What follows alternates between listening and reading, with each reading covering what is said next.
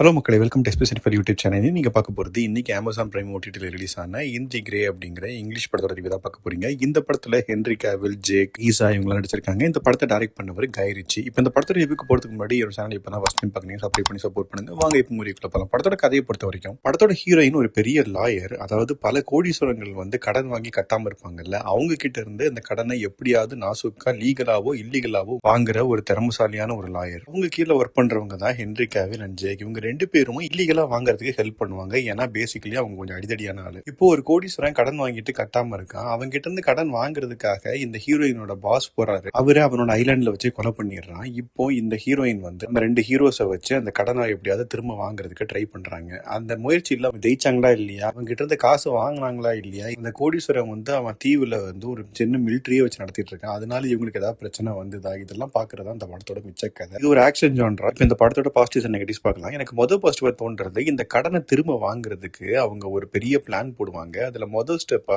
அவரோட லாயரை டீல் பண்ணுவாங்க. அது ஃபெயில் ஆனதுக்கு அப்புறம் பல விஷயங்கள் பண்ணி இந்த பில்லியனரோட பிசினஸ் லாக் பண்ணுவாங்க. அந்த ப்ராசஸ் எல்லாமே சூப்பரா இருந்தது. ரொம்ப கிளவரா ஒரு லாயரா யோசிச்சு அழகா இம்ப்ளிமெண்ட் பண்ணிருப்பாங்க. அந்த சீக்வன்ஸே ரொம்ப சூப்பரா இருந்தது பாக்குறதுக்கு. இந்த பெர்ஃபார்மன்ஸை பொறுத்த வரைக்கும் இந்த படத்துல நடிச்ச எல்லாருமே அவங்க பெஸ்ட்டை கொடுத்திருந்தாங்க. அதே மாதிரி இந்த கிளைமேக்ஸ்ல ஒரு ஆக்ஷன் சீக்வன்ஸ் ரொம்ப சூப்பரா கோரியோகிராஃப் பண்ணியிருந்தாங்க. பார்க்கவும் ரொம்ப நல்லா இருந்தது. இவங்க சூஸ் பண்ண லொகேஷனும் ரொம்ப நல்லா இருந்தது. அண்ட் டெக்னிக்கலா சினிமாட்டோகிராஃபி, பிஜிஎம் ரெண்டுமே நல்லா இருந்தது. இதெல்லாம் தான் இந்த படத்தோட பாசிட்டிவ்ஸ். இப்போ நெகட்டிவ்ஸ் பார்க்கலாம் இருக்கும்போது நெகட்டிவா தோன்றது, இந்த படத்துல என்னதான் இந்த பிளானிங் விஷயங்கள்லாம் நல்லா இருந்தாலும் அதுக்கப்புறம் கொஞ்சம் ஸ்லோவா போக ஆரம்பிச்சிருது படம். ஏன்னா ஸ்டார்டிங்ல ரொம்ப இன்ட்ரெஸ்டிங்கா காட்டியிருப்பாங்க. அதுக்கப்புறம் அதை எக்ஸிக்யூட் பண்ணும்போது நிறைய டாக்கி போர்ஷன் வச்சு கொஞ்சம் ஸ்லோ பண்ணிருப்பாங்க அந்த செகண்ட் ஹாஃப்ல. அதே மாதிரி லாஜிக் அப்படிங்கிற விஷயத்தை நீங்க அதில் யோசிக்கவே முடியாது. ஏன்னா இவங்க நினைச்சது மட்டும்தான் அது நடக்கும், அவங்க இல்லை நினைச்சது எதுவுமே நடக்காது. அண்ட் இன்னொன்னு என்னன்னா, நிறைய இங்கிலீஷ் படங்கள்ல பார்த்த அதே கதை தானே தவிர இந்த படத்துல எதுவுமே புதுசா இல்லை. மொத்தத்தில் இந்த படத்தை பத்தி சொல்லணும் அப்படின்னா ஒரு ஆவரேஜான மூவி தான். அமேசான் பிரைம்ல தமிழ்லயும் இருக்குது. இன்கேஸ் நீங்க பாத்தீங்கன்னா உங்க ஒப்பீனியன் என்ன அப்படிங்கறத கமெண்ட் செக்ஷன்ல சொல்லுங்க. அடுத்த வீடியோ சந்திக்கிறேன். பை,